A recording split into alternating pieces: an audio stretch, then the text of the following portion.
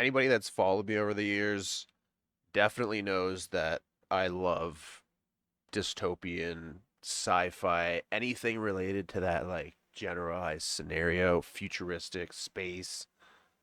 It's just something I've been into my whole life. This new game, Cinder City, is looking pretty promising to itch that sci-fi feel. It's a third-person shooter, cinematic, open world. ChatGPT gave me the best rundown it possibly could on the plot of the game. So, Cinder City, formerly known as Project LL, has a surprisingly ambitious story that mixes post-apocalyptic survival, time travel, zombies, and tactical military sci-fi. That is just I feel like they're going to be cooking with this. This is really cool. The game takes place in an alternate timeline where humanity's future has gone horribly wrong. At some point in the 23rd century, people travel back in time to alter history and stop an extinction level catastrophe. Their interference creates a completely different version of the 21st century, leaving Earth, particularly Seoul, in ruins. We're talking like, I mean, people are amounting it to the Division. If you've ever played the Division, I played Division 1 and 2. Huge fanatic on Division. Absolutely love that game. Going to the Dark Zone was just such a vibe, such a vibe. And I remember the first time going to the Dark Zone in that game. I always bring this up on. I think I've brought the Division up in like two or three of my other videos since I started doing commentaries. But I used to love this game, like third person, hide behind cover kind of like mentality. I wasn't too fond of the RPG elements. I wish they would have toned it down a bit, but yeah, huge fan of the Division. People are also amounting it to Anthem. I don't know if you guys played Anthem.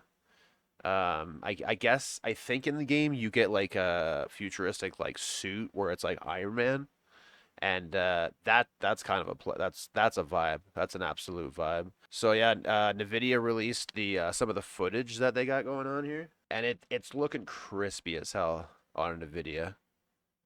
Crispy as hell. I don't have an upper tier card, so it probably won't look as good as this, but I'm a tiny bit above their requirements. Let me pull up. I'm gonna pull up the requirements here. I mean, minimum system requirements. I'm sitting at a 2070 Super, unfortunately. My computer's about 5 years old, but the minimal is 2060 RTX. So I mean, pretty crazy. It just you can't even play with anything but an RTX. Intel Core i5, 32 gigs of RAM. I got that. Version 12, broadband internet kit, and then 64-bit processor, obviously. Da da da da. Intel Core i7. So this is the recommended Intel Core i7 or an AMD Ryzen 7. I'm a little bit under the. I have a Ryzen 7, but it's a 3700X.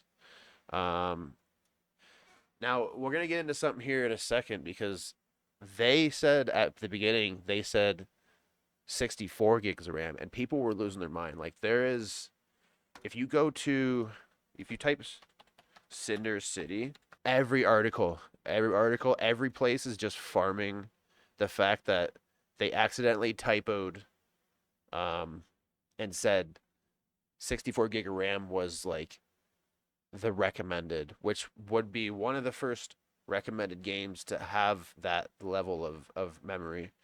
And yeah, these people were losing their minds, but apparently it was a mistake.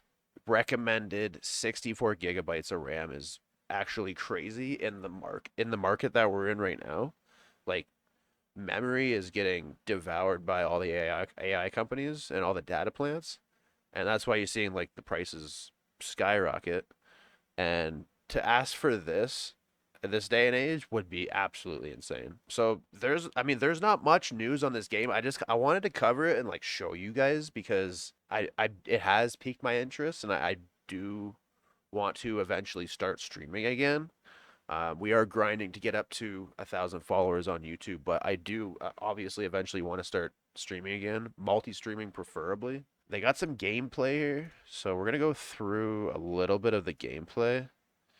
So yeah, I guess there's like zombies in the game, and yeah, so you got like suit. There's like bosses. I mean, the animation looks really cool. I really dig the animation. It's got like that anime, that dystopian anime type feel. I mean, it's looking pretty promising, man. So like, look at that. That is clean, bro. Imagine playing this with like a fully decked out like 50 series card. Like it reminds me of like something Hideo Kojima would make. It's like, look how big the world is, man. Yeah, this is giving heavy kind of Division Anthem vibes for sure. I mean, I could see Destiny players actually enjoying this shit.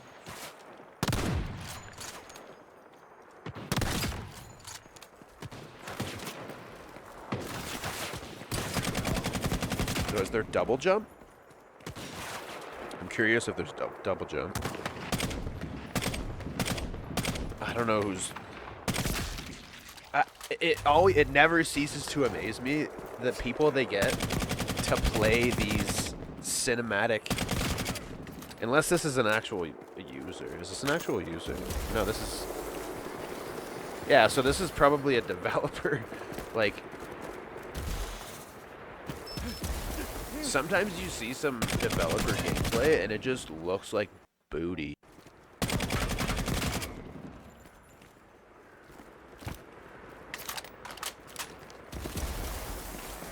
Okay, so you can actually boost run with your jetpack. Not bad. Your skills. Is this max? Is this max speed for running though? Good. I feel a bit Like more I can't move any relaxed now. quicker than this, or is this just like the beginning of the game movement? You gotta level it up type deal. I'm assuming that's how it would be. Or you'd at least hope.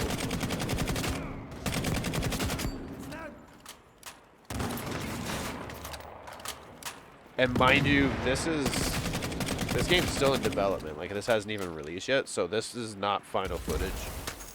Judging a game like this off final footage is just stupidity.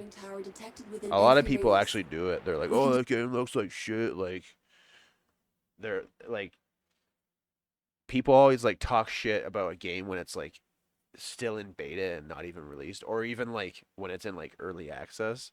They just dismiss it as like shit because like they refuse to see what the company is willing to like build before them. So disrupt the interference signal by cutting off the power.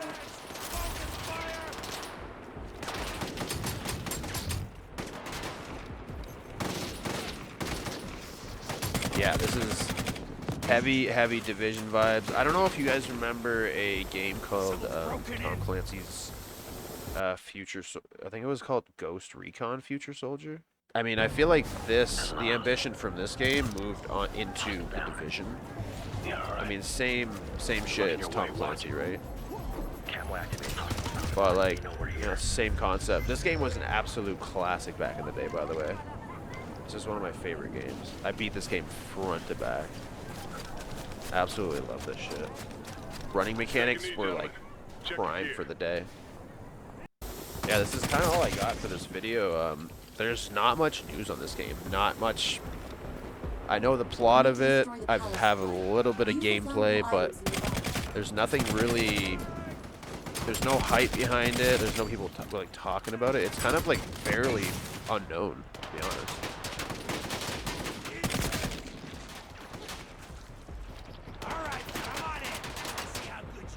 But I mean, yeah, who knows how much it's going to be? Is it going to be free to play? Do we even know if it's going to be free to play? Not officially confirmed whether Cinder City will be free to play or a paid game on launch. So either way, like I could see myself spending money on it. Okay, so yeah, the target is set up to 200 players in the same persistent world. Up to 200 players can inhibit in the same open world server or combat area. That's sick, dude. How big is the map?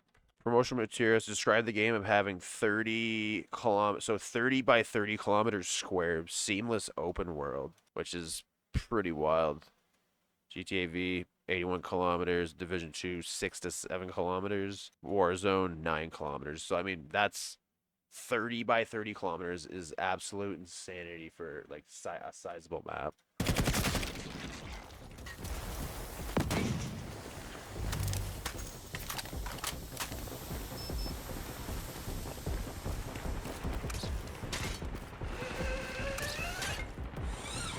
I guess, yeah, there's like gangs and stuff. And like factions you can fight against. Still same like Division vibes. I'm hoping you can just, instead of, so in the Division, you had like, in the Division you had like a system where like you needed to be behind cover in a certain area, and then you could like press a button, and then he like ran crouch to the cover. So like your cover was like locked into actual cover. I'm really hoping they give an option in this game. It's so active cover, you can like go into cover and like do that same thing and like move to cover, but also be able to like crouch and prone at the same time. Haven't seen any proning yet in this. There might not even be proning. That would be amazing if there was proning, but you never know, man. A lot of the games, the Vision never had prone. I'm not sure about Anthem.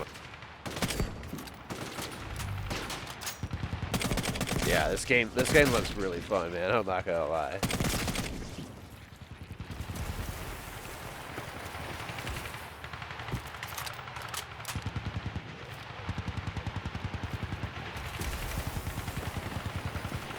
So like, I want to see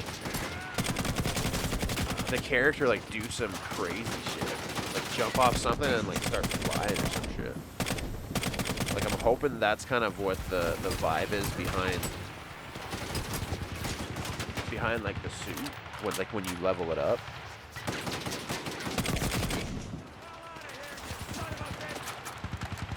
Oh yeah, I'd be rocking the snipe 24/7, man.